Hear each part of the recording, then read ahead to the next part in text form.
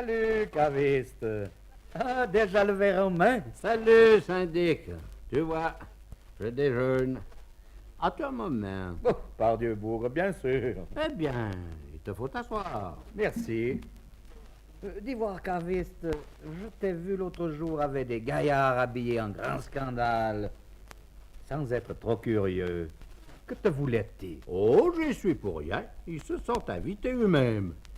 Figure-te voir que ces messieurs se sont mis dans le bonnet de nous faire raconter des histoires de notre village. Bon, je me demande en quoi ça les regarde, hein? Ah, c'est sûrement pour mieux nous critiquer ensuite. Que non, ils disent que c'est pour amuser les gens. Amuser les gens? Faudrait pas qu'ils nous prennent pour des demeurés. C'est pas ça. C'est notre accent qui les intéresse et puis qui trouve savoureux. Notre accent? Quel accent? On n'a pas d'accent particulier. Te fâche pas, syndic. Bois un verre. Ça te calmera les nerfs. Allez, santé. Respect. Oui, bien. Oui, Bien. c'est bon. Pour en revenir à ta combine, il aurait quand même fallu que le régent soit là. On peut pas aller le chercher. Il est en voyage de noces par les Italies. Un dommage.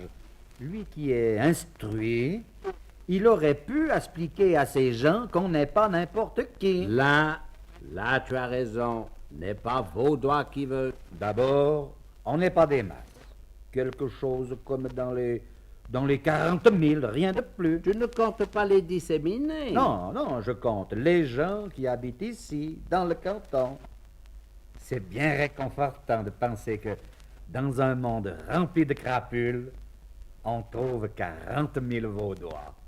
Ouais, ça fait quand même un joli noyau de perfection. Juste. Des qualités, on n'en manque pas. D'abord, on est intelligent. Alerte, dégourdé. Nerveux. Mais oui, ça nous arrive. Même vif parfois. Mais bonasse. Et surtout pas médisant. C'est pourquoi les histoires de notre village vont leur paraître plutôt moins. Voyez-vous, on nous reproche volontiers ou ça d'être trop souvent lapin. C'est juste.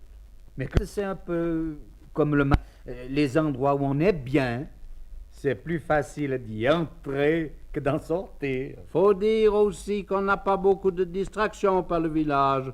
On vit tranquillement entre le tue de nos vaches et l'escalier de la cave. Mais attention, pour détruire l'équilibre, Il y a que leur lessive le même jour autour du bouillon de fontaine pour... par exemple, la balance, c'est une route. Savoir déjeuner avec une taille de... Avec la Marie au Charon, vous la connaissez. Une tatipote, ça celle-là. Mais elle n'a que la peau et le regard. Avant d'avoir eu marié le charron, elle a enterré 2 hommes, les yeux secs. Et avec ça, un drôle d'accent. Elle aurait eu des parents du côté de Genève que ça m'étonnerait pas. Oh, notez bien que c'est pas qu'on ait quelque chose contre les Genevois. Je connais des personnes qui habitent Genève depuis plus de 30 ans et qui sont malgré tout restées de parfaites honnêtes gens. Tenez, même une fois, on a eu des Genevois à un cours de répétition au village.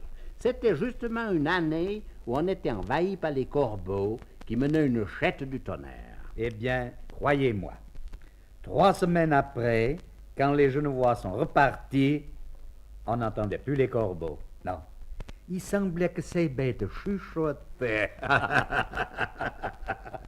À ces 2 crites, vous y ajoutez l'hermeline du bas du four. Elle meurt mieux qu'elle respire, la gaillarde, parce qu'elle a de l'asthme. Et puis, un regard pas franc quand elle dit des mensonges. Sa langue doit être fendue par le milieu, elle tape des 2 bouts à la fois. C'est pas une femme, c'est un klaxon. Eh bien, quand ces 3 batailles trempent leur pentelle le même jour, c'est l'apocalypse. En plus assourdissant, évidemment.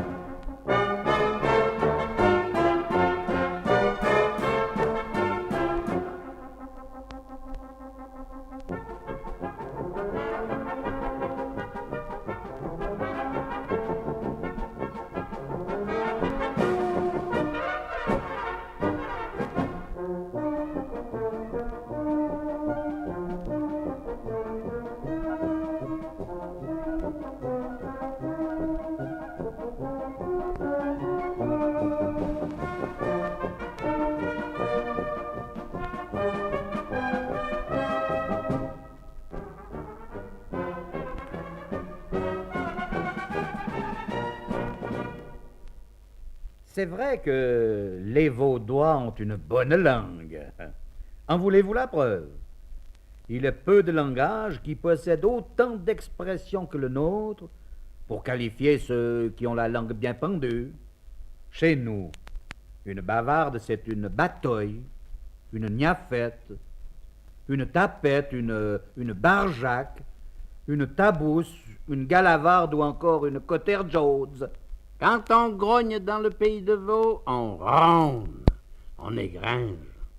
Quand on crie, on bouelle, on beugle, on sicle, on rouelle ou on pioule.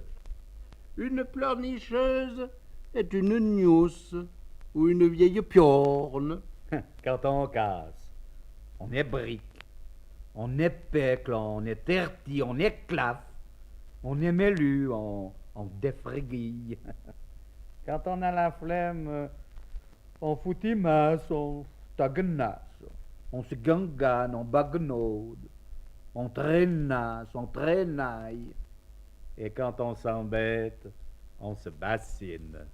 Quand on s'embrasse, on se tuffe, on se remolle, on se lèche le museau. Quand on a trop bu, on zevate, on rebedoule, s'encouble, on chope la grulette et on se déguille parce qu'on a pris une telle raguillée et qu'on n'est pas fichu de camber les gouilles et qu'on finit par se faire rapercher par le gapion. Vous voyez, toutes les nuances y sont. Preuve que le Vaudois est un tout fin.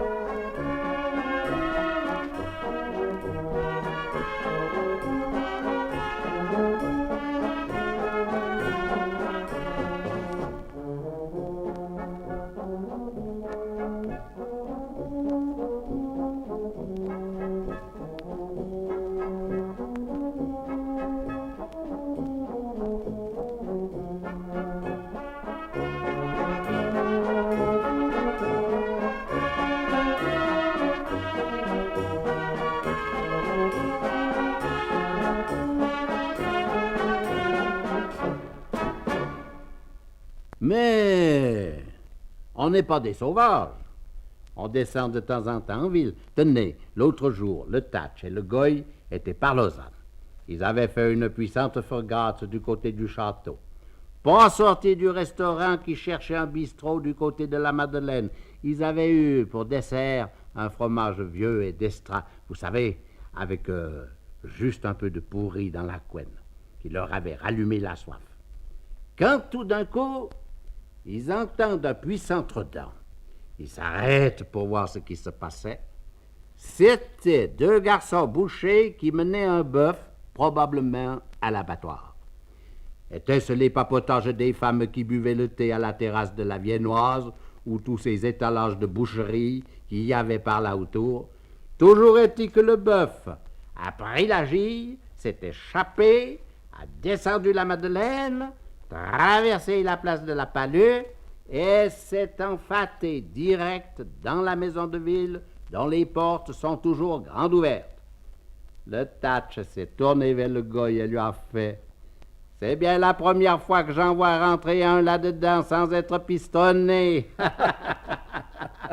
Oui, mais je cause là, je cause. Dis donc, syndic, n'en est-il pas arrivé une au Cayennais? Il faut dire que le Cayennais, c'est notre Tchacaillon. Puis un beau jour, il rencontre Nidrose sur la Tillette, la place du village donc. « Salut Fritz, ça va-t-il? »« Pas mal, » répond le gaillard avec encore un léger accent du côté du Burgenstock. « Sauf que j'ai des ennuis avec une race de veau, hein.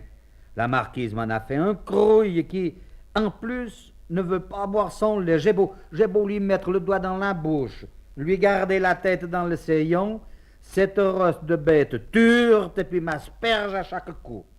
Bon, on se quitte et puis on se retrouve 3 jours après. Salut, nid de rose. Alors, ce veau. Salut, Cayennet. Mon veau, il va d'estra. Ouais, il boit tout seul. Qu'as-tu fait? Je l'ai inscrit dans la fanfare.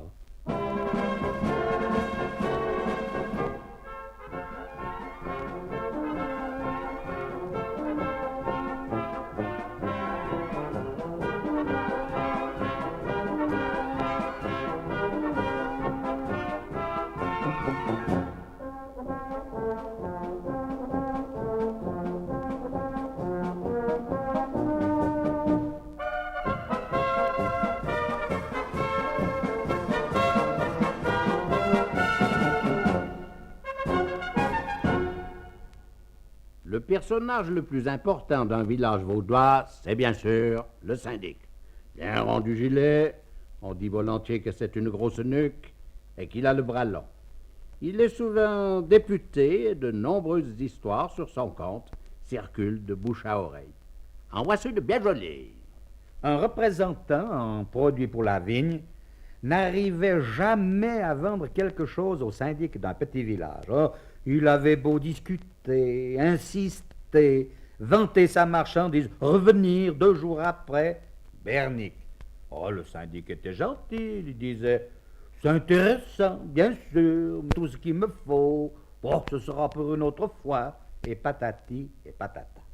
Tant et si bien que notre représentant se pique au jeu. Un beau samedi, vers les 5 heures, il rapplique à nouveau chez le syndic. On se met à discuter, puis on descend à la cave. On en boit un, on en boit 2, et pour finir, on se met à boire. Minuit arrive, le syndic s'endort gentiment contre le tonneau. Le voyageur se dit, c'est le moment de filer. Il ouvre la porte, doucement, et disparaît sur la pointe des pieds, sans réveiller le syndic, bien entendu. Le lendemain matin, il se ramène tout fier au village en se disant « Ce coup-là, l'affaire est faite. » Pensez donc, ils s'étaient raconté leur vie, ils avaient fait schmollite, c'est tout. Seulement, à peine arrivé devant la maison, c'est la femme au syndic qui te le reçoit. « Ah, vous voilà, mauvais gueux, pendard, triste individu. Qu'avez-vous fait de mon homme, hein?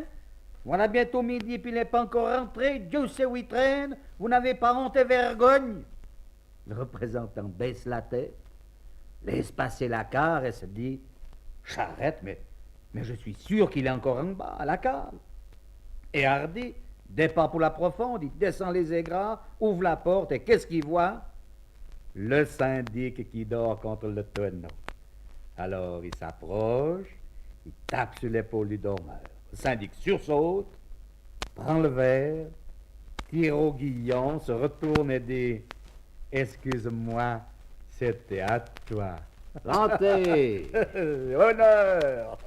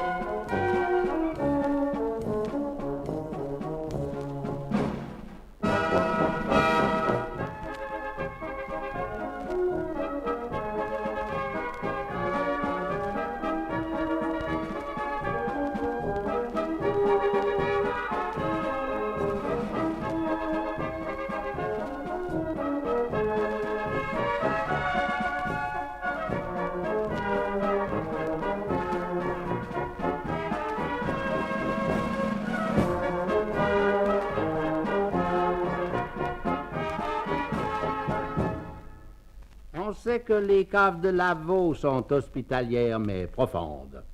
On y accède par un escalier qui descend sous terre et la porte d'entrée, toujours ouverte pour permettre aux vapeurs nocives de se libérer, découpe un rond dans le ciel. Un jour, dans une de ces caves, le syndic recevait des députés puis des amis. Tous dégustaient au guillon avec délice le vin de l'année. Au bout d'une demi-heure, Il y a eu un silence. Alors un vigneron du village qui était discrètement resté contre la porte, en haut donc, se mit à crier « Syndic, es-tu là? »« Oui, » se fait le syndic. « Pourquoi? »« Eh bien, appelle-moi. » L'autre jour, le gamin au loyon qui habite la maison voisine sonne chez le syndic. « Bonjour, monsieur. Mon papa demande si vous pouvez lui prêter un tire-bouchon. » Que fait le boueb? « Mais très volontiers, » que répond le syndic. Et puis, après un moment de réflexion, « Va toujours, mon petit. Tu diras à ton papa que je le porterai moi-même. » Et cette autre histoire qui se passe dans un café à Grandvaux. On est en plein été, il fait chaud, dehors le soleil tape dur, les gens, les bêtes, les choses, tout est amoindri, même les mouches n'ont pas le courage de voler. Dedans, il y a le patron, le teint bien coloré, qui s'éponge la nuque.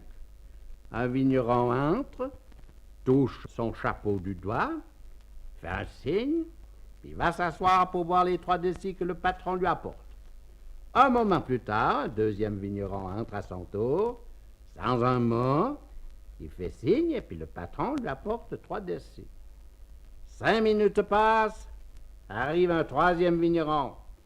Patron, 3 décis. Il boit tranquillement et puis s'en va. Alors le premier vigneron fait au second. Il est enfin parti, cette grande gueule. Le syndic d'un petit village de la côte, le lendemain des élections communales, descend à Morges faire quelques commissions. Bon, 11 heures sonnent, il se dit, c'est l'heure, le bateau a sifflé, puis il s'approche d'une pinte. Au même moment, il rencontre un de ses amis. « Salut, syndic, comment te va? »« Pas mal, on peut pas se plaindre. Tu vois les restes? » Ouais, il y en a encore un bon paquet. Dis voir, syndic, ça t'y été, ces élections communales? Ah, Destra, ils m'ont nommé ancien syndic.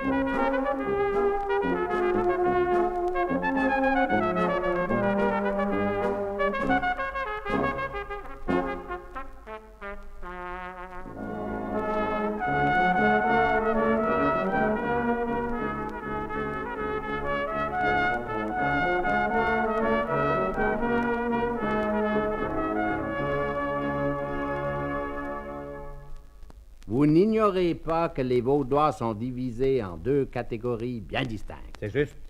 D'un côté, vous avez tous ceux qui travaillent la terre, les paysans, les vignerons, les viticulteurs, comme on dit. Et puis de l'autre, vous avez les fonctionnaires. Oui, il y a bien quelques gaillards qui font autre chose, seulement ils sont tellement peu nombreux que ça vaut pas la peine d'en parler. Les fonctionnaires. Oui. On les aime bien, nos fonctionnaires. En langage vaudois, ce mot fait aussitôt penser à une profession calme, tranquille, reposante, sans souci. Eh bien, entre nous, ça n'est pas vrai. Enfin, disons, pas toujours vrai. Ces fonctionnaires, ça me rappelle une jolie aventure. Ah oui? Eh bien, raconte voir, puisqu'on n'est que les deux. Bon. Un groupe d'étrangers visite Lausanne avec un autocar et un guide, là. Un tour de ville organisé, comme on l'appelle. On a déjà visité une foule d'endroits. Le stade olympique de la Pontaise, la piscine olympique de Montchoisy, le mot.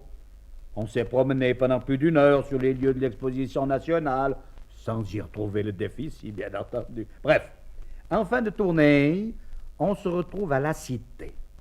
Visite de la cathédrale, bien sûr. Il y fait bon frais. C'est magnifique, impressionnant. Après ça, tout le monde est rassemblé sur la place du château, devant le monument du major d'Avel, qui lance un coup d'œil à la belle inconnue, quand tout à coup, un gaillard s'adresse au guide. « Pardon, monsieur, pourriez-vous me dire ce que c'est toutes ces maisons-là autour? » Le guide se tourne alors vers le groupe et fait « Mesdames et messieurs, vous êtes ici sur la place du château et les bâtiments qui l'entourent contiennent les bureaux de l'État, du canton, enfin de l'administration, si vous préférez. » Mais le gaillard insiste et fait « Y a-t-il beaucoup de monde qui travaille là-dedans? » Alors le guide hausse les épaules et dit « Oh, vous savez, en tout cas pas plus du 10%. » Il paraît que dans les corridors du château à Lausanne, on a peint une ligne blanche au beau milieu, comme sur les routes. C'est pour éviter que les fonctionnaires qui arrivent en retard se bousculent avec ceux qui partent avant l'heure. Sais-tu, caviste, quel est le jour le plus pénible pour un fonctionnaire? Non. Eh bien, c'est le lundi. Parce qu'il y a 2 voire 3 feuillets de calendrier à arracher. Oh! Tenez, il y a un paire d'années, au département militaire, on pouvait lire l'horaire de travail de la matinée.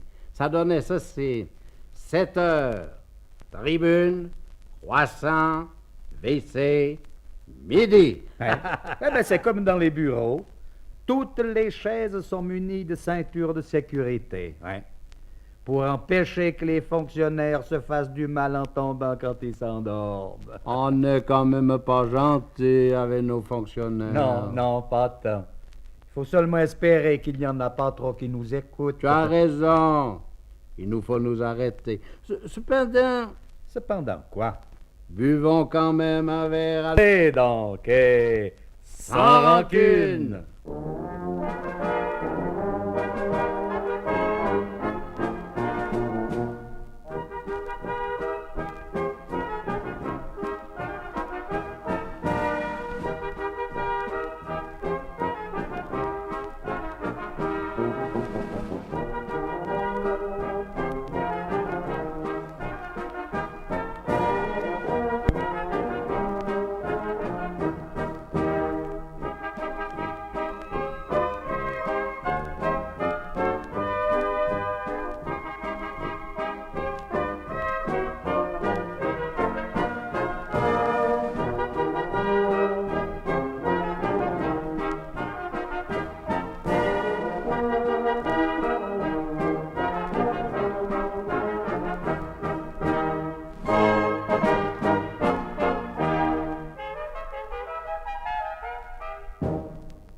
Une fois qu'on a mis de côté la cralée de fonctionnaires qui dirigent le canton, il nous reste la fine fleur du pays, les paysans et les vignerons. C'est pourquoi on ne peut pas faire autrement que d'en causer. Comme de bien entendu, dans un village cossu de notre beau canton, un soir de printemps, on peut voir sur la place devant l'auberge communale, la Croix-Blanche, une quinzaine de voitures, toutes plus belles les unes que les autres, rutilantes, des Mercedes. Et au milieu, une crouille vieille, toute poussiéreuse. Un gaillard de la ville qui s'y trouvait par là entre à la Pinte et fait à la sommeillère. « Dites voir, mademoiselle, y a-t-il une fête ce soir au village? » « Une fête? Mais oui, toutes ces voitures. »« Oh, que non, y a rien de spécial. C'est simplement le vétérinaire qui donne une conférence aux petits paysans de la région. » Un brave paysan, déjà d'un âge, qui habite un coin reculé de notre canton, décide pour fêter un anniversaire de mariage de se rendre avec sa femme au cinéma à Lausanne. Oh, il y avait bien un paire d'années qu'ils n'y étaient pas retournés. Ça fait qu'ils arrivent en ville, ont une peine du diable à trouver un coin pour parquer la cacarde, si bien que lorsqu'ils entrent dans la salle, le film a déjà commencé. Dans la nuit, le placeur s'avance vers eux, remontant le couloir en s'éclairant avec sa lampe de poche. Alors, le vieux fait à sa femme, « Attention, maman, tire-toi, voilà un vélo. » Un citadin en promenade dans un village du Gros-de-Vaud voit la fanfare réunie devant une grande ferme de l'endroit et jouant allègrement un air de valse. « Y a-t-il une kermesse par là? » demande notre touriste. « Non, c'est l'harmonie qui donne un concert au nouveau syndic. »« Mais il n'y a personne aux fenêtres. »« Où est donc le syndic? » demande notre homme. « Mais là-bas. »« Là-bas, où ça? »« C'est le grand qui joue du bugle. »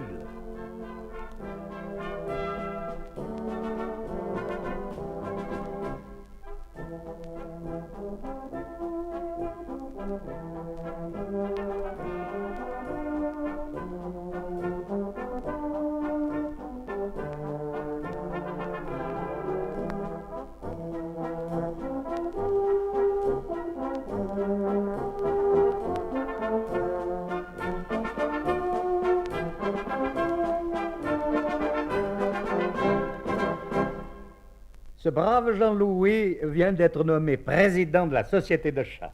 Bon, après l'Assemblée, comme de juste, on arrose cette élection à la pinte.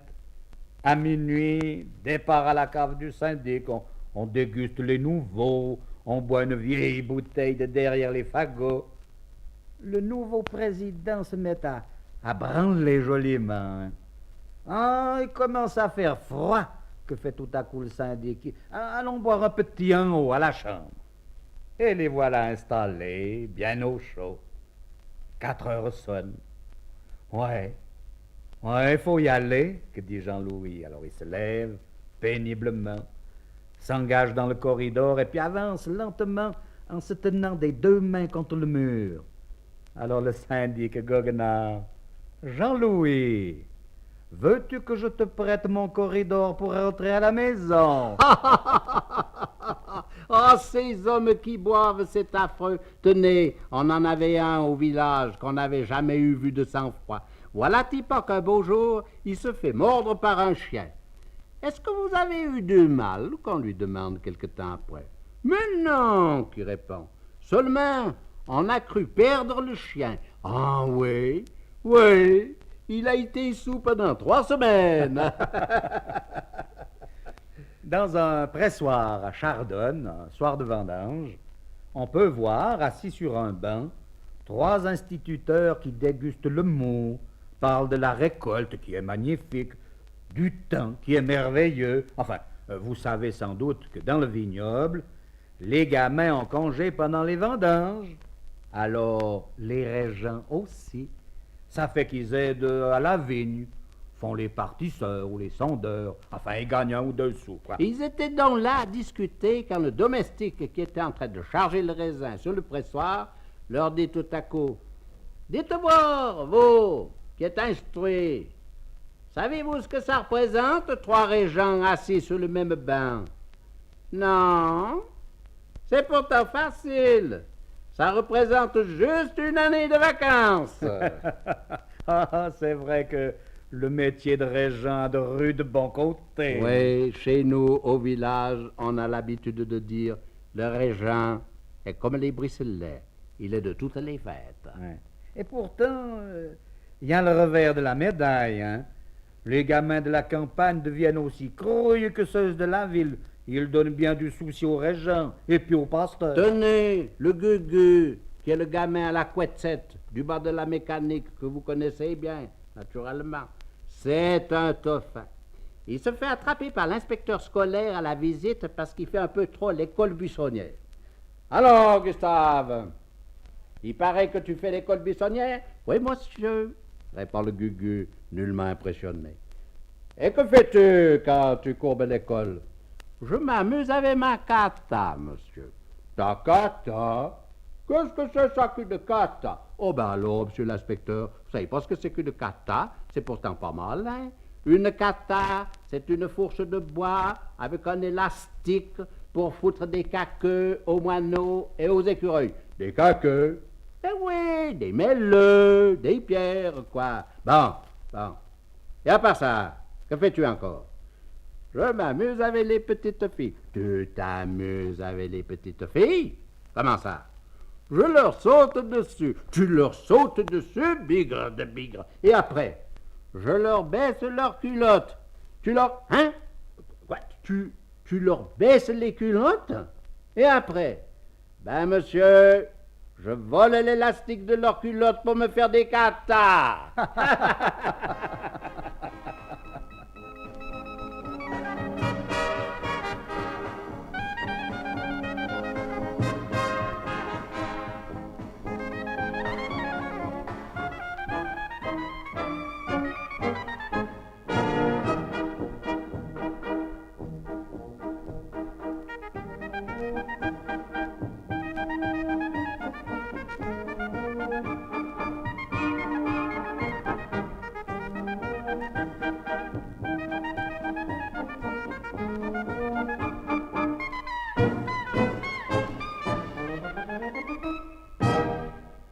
Pas plus tard que dimanche dernier, la monitrice de l'école du dimanche parlait de Moïse. Qui était Moïse? Demandait-elle à la vingtaine de griots qui suivaient attentivement la leçon. Le Lolet, le gamin au loyon, lève la main. Moi, je sais, mademoiselle, je sais. Moïse, c'était le petit gamin de mademoiselle Pharaon. Mais mon petit, reprit la maîtresse, mademoiselle Pharaon, comme tu dis, elle avait trouvé Moïse dans un corbeillon, parmi les roseaux, dans les eaux du Nil. Donc, ce n'était pas son enfant à elle, puisqu'elle l'avait trouvé. Ouais, fait le Lolé en branlant du chef. Qu'elle a dit. C'est gamin. Ouais. C'est comme le loulou à la zézette, c'est un bon gamin qui va régulièrement à l'école du dimanche. Sa mère l'envoie un jour chercher des pommes de terre à la cave. Il y a là un casier de pommes et puis un casier d'oignons. Le loulou, il avait envie de manger une pomme. Il en avait malheureusement pas la permission. Et puis un esprit malin semble le pousser à en chipper une. Ça doit être Satan, se dit Loulou. Satan, dont le ministre nous a parlé dimanche au culte de jeunesse, et puis qui me pousse, et puis qui me donne envie. Au bout d'un moment, sentant sa résistance commencer à défaillir, le gamin s'empare résolument d'un gros oignon et crie très fort pour se donner du courage. « Arrière de moi, Satan, ou je te fous cet oignon par la tête! » Une autre qui est arrivée à notre régente. Oui. Le matin, elle annonce à ses élèves la visite du préfet pour l'après-midi. Elle invite chacun à se mettre sur son 31. Puis un des gamins, fils d'un vigneron libéral, transmet à midi la bonne nouvelle à ses parents, puis le père, qui connaît bien les idées politiques du préfet, dit à son fils, « Tu demanderas de ma part au préfet si le bon Dieu est radical. » L'après-midi, le message est fait scrupuleusement au préfet qui répond, après quelques secondes de réflexion, « Oui, mon petit. » S'il pense juste. Mais les parents sont parfois aussi crouilles que les gamins. La preuve en est. Chez Zoppé, il arrive des visites à l'improviste. La mère, la Brigitte donc, toute énervée, est prise de court. Elle rassemble ses 3 gamins et leur fait la leçon. Mes petits, je n'ai rien de réserve à la maison, l'épicerie est fermée, j'ai juste une boîte de Chicago. Alors, il y en aura pour 4, mais pas pour 7. Je compte sur vous. Vous n'aurez qu'à dire que vous n'aimez pas le Chicago et vous vous vengerez après sur le dessert. Il y a des framboises et de la crème gonfle. Tout se passe bien. On se met à table. Servez-vous de Chicago, les petits. Mais tu sais bien, maman, qu'on ne l'aime pas, puis que ça nous rend mal bien. À la fin du repas arrive le saladier de framboise à la crème. Les 3 gamins, d'un mouvement fort bien synchronisé, tendent leurs assiettes, les yeux brillants. « Oh non !» fait la mère. « Pas vous! Vous n'avez pas voulu de Chicago? Vous n'aurez pas de dessert! »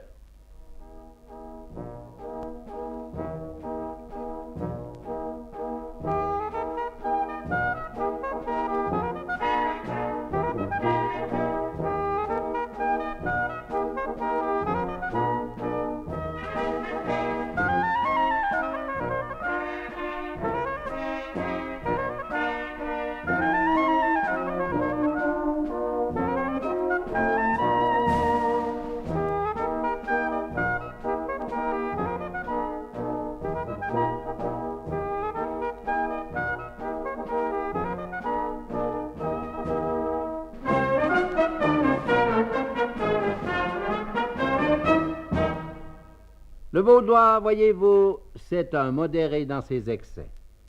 Il a aussi de la peine à se mettre en barbe. Oui, mais attention, s'il a du mal à s'embrayer, quand il cause, il faut le laisser causer. Et pour raconter des gandoises, alors là, c'est un tout fort. Vous souvenez-vous des fameuses années d'abondance qui firent la richesse de notre canton? Ouah, oh, vous êtes tous trop jeunes. Eh bien, il y avait tellement d'herbe que les vaches levaient la tête pour brouter. De temps en temps, on en voyait une qui faisait un saut pour choper un trèfle à 4. Depuis le fin coup de cé des chars de regain, on voyait Sélac. Une fourchetée de plus, on voyait suite Génézaret.